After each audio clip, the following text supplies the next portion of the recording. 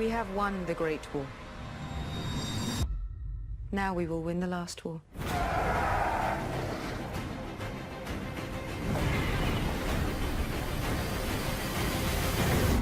We'll rip her out, root and stem.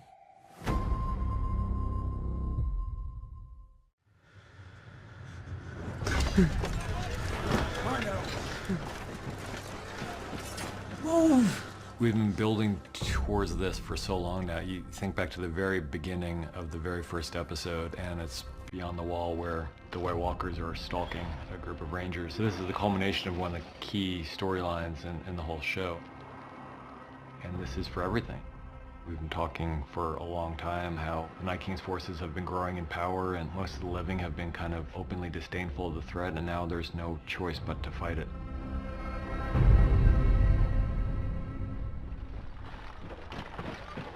I really love the way the first 10 minutes or so plays out, because there's so much tension before there's any encounter with the enemy. You know, as much as they try to conceal it, people are terrified because this is death coming for them. You know, so much of it is just kind of, on one hand, setting the mood for the episode, and the other hand, showing us where these characters are going to be. The entire episode takes place in Winterfell, and you have 19 or 20 characters all involved in a very chaotic situation that needs many, many locations to service it. Because it's such a long battle in this episode, it's important that we feel the ebb and flow. And so there are moments when you think things are going a little bit better for the living. Tell them to lift their swords. We felt like it was important to have that moment of hope when Mel comes in and lights up the rocks, and they all ride off into battle. Zobria Issa se signo tu ledus.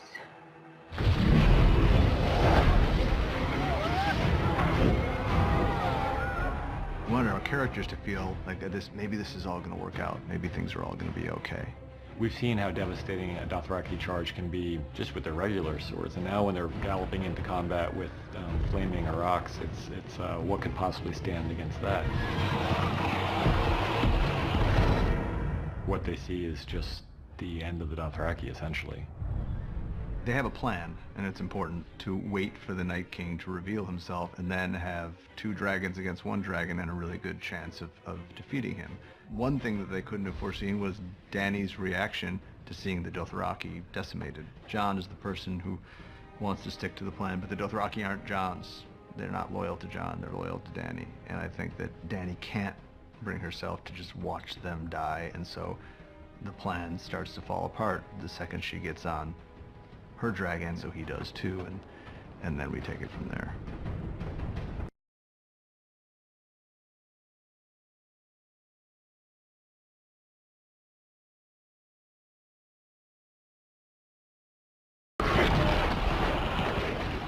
We knew this episode was going to be almost entirely battle, and that can get really boring really quickly. You can watch it for a certain number of minutes before the effect starts to dampen. Part of it was making sure that we really stayed focused on the characters, and so whether it's Arya's storyline, or Sansa and Tyrion down the crypt, or Jon Snow and Dany up in the dragons, kind of like all these separate little battles within the greater battle.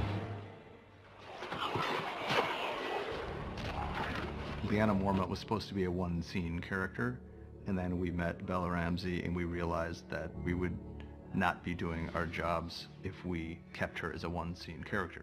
My mother wasn't a great beauty, or any other kind of beauty. She was a great warrior, though. She died fighting for your brother, Rob.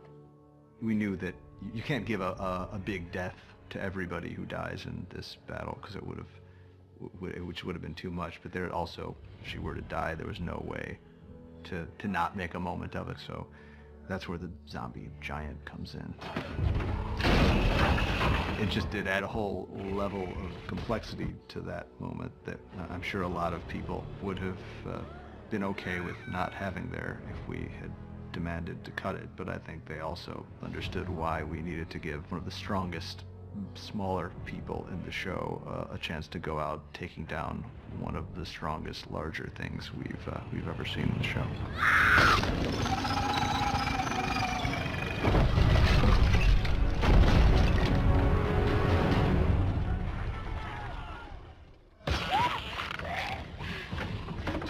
Any situation where people are fighting, Arya needs to play a central role because she's one of the best at it, and she's one of the most fun to watch doing it.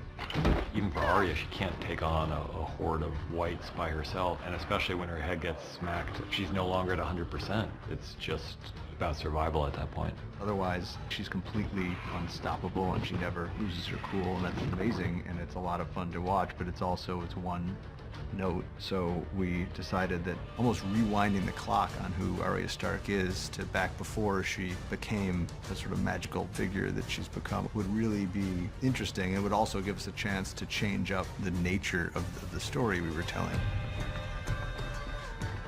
We talked about Winterfell as kind of the home for the show, and one of the things that always struck us as a horrific aspect of this is that these hallways and rooms where we spend a lot of good times and quiet times with characters that we care about has now become a horror set because it's been invaded by undead soldiers. Before that point, there's sort of an agoraphobia to the whole thing where you're in this giant, wide open space, and everywhere you look, there's something that could be coming to kill you. Once you get inside Winterfell, everything contracts and the walls literally start to close in around you, and something is there in the dark with you, but you don't know exactly where it is. And we thought that the pace change and the tonal change, it was really important to have that in this episode. Otherwise, the episode would start to feel monotonous. Dracarys. We thought it was important that whatever the plan was, that it would not just work out, because that would be kind of dull. While there's no reason to know for certain that the fire wouldn't kill or destroy the Night King, there's also no particular reason to believe that it would. And then a few moments after this happens, the Night King brings them a whole new, larger undead problem by taking all of their own who have been killed in the course of this battle and turning them into the enemy. I mean, we talked about various endings for Jorah for a long time, but you think about Jorah from the very first time we met him, he was with Dany. And from that time, he's been mostly by her side. Part of Jorah's tragedy is that he was in love with a woman who couldn't love him back, but he's accepted that for quite a long time. And at the same time, he was going to fight for her as long as he could and as well as he could. There had never been a moment where she more needed someone to fight to protect her than this moment.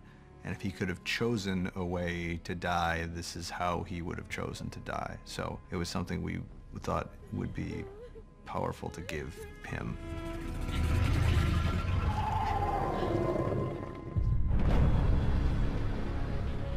The reason the Godswood was chosen is because it's such a source of power for those who believe in the old gods, and for Bran in particular. So we know that the Weirwood Tree and the Three-Eyed Raven have a very deep connection. That was always the location where Bran was going to be waiting for the Night King. I just want you to know the things I did. Everything you did brought you where you are now. Where you belong. Home. It's not like the show is entirely about people redeeming themselves and then it's all over. But if the canvas is big enough, there are spaces for those redemptive moments. I think what was really important for Theon at the end was hearing that thank you from Bran, because Bran knows what's going to happen. Theon.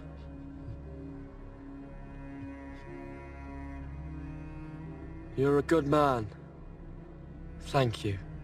He knows he's dead, he knows he's not going to be able to kill the Night King, but I think what's really heroic about his action is that we're all going to die, and we know we're not going to be able to defeat death at the end, but it's how you face those final moments, and he chooses to run straight at it, and I think he dies in a way that makes us really proud of him and the journey he's gone through.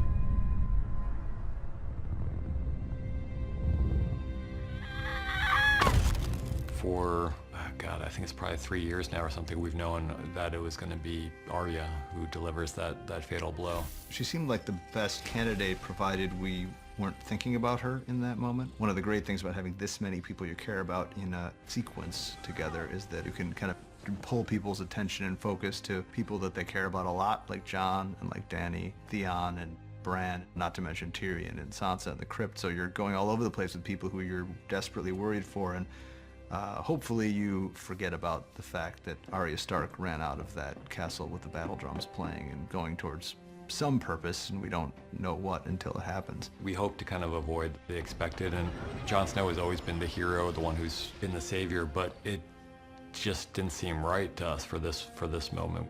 We knew it had to be Valyrian steel to the exact spot where the Child of the Forest put the Dragonglass blade to create the Night King, and he is uncreated by the Valyrian steel. At the end of it, it's a victory for the living, but at great cost because some of our favorite characters fall along the way. We knew from the beginning, once we handed the outline in, what we were in for. The directors, Miguel Sapochnik, took what we were doing and defined this episode. Miguel did a tremendous amount of heroic heavy lifting on this front. He knew that if the planning wasn't there, we never would have ended up with the consistent excellence that he delivered. It is to their immense credit that not only that they endured it, but that they did such a great job the whole time they were there. It's a real testament to the entire Belfast crew who gave us something that no amount of money could ever buy.